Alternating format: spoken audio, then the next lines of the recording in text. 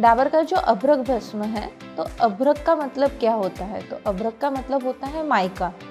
अभ्रक के आयुर्वेद में 4 अलग अलग प्रकार बताए गए हैं उसके रंग के हिसाब से, जैसे पीनाक, दुर्धर, नाग और वज्र। जिसमें से वज्र अभ्रक है वो कृष्ण है, मतलब काले रंग का है, तो उसको कृष्णाभ्रक भी कहा जाता है और वो सर्वश्रेष्ठ अभ्रक माना गया है। उसमें से पीनाक जो है वो पीले रंग का है, दुर्धर जो है वो लाल रंग का है और नाग जो है वो सफ़ेद रंग का है। नाग अभ्रक को नाग अभ्रक इसलिए बोला जाता है क्योंकि उसको जब अग्नि में तपाते हैं तब नाग के फुदकारने की आवाज़ की तरह उसकी आवाज़ आती है, इसलिए उसको नाग अभ्रक बोलते हैं।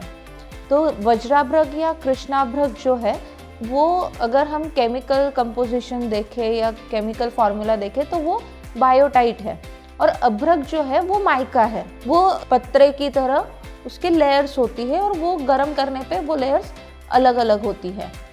तो ये जो कृष्ण वज्राभ्रक है इसका भस्म करने के लिए उपयोग किया जाता है। अभ्रक भस्म करने के 2-3 विधि है अलग अलग। उसमें से एक निश्चंद्र भस्म किया जाता है, एक शतपुटी किया जाता है और एक सहस्त्रपुटी किया जाता है।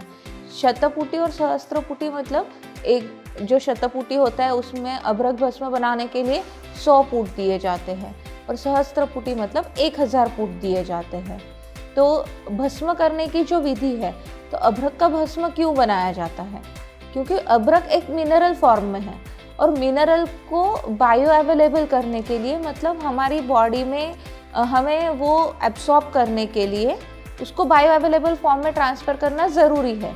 तो बायो अवेलेबल फॉर्म में ट्रांसफ़र करने के लिए उसके अलग अलग जो प्लांट्स है, हर्ब्स है, उसके काढ़ों में गर्म करके डुबाया जाता है, उसमें खल किया जाता है, फिर उसको कूट दिया जाता है। ये सारी प्रोसेस करके भस्म बनाया जाता है ताकि अभ्रक हम ओरली ले सकें और उसको अच्छे से डाइजेस्ट कर सकें। आयुर्वेद में काष्ठ औषधि और रस औषधि ऐसे 2 प्रकार है।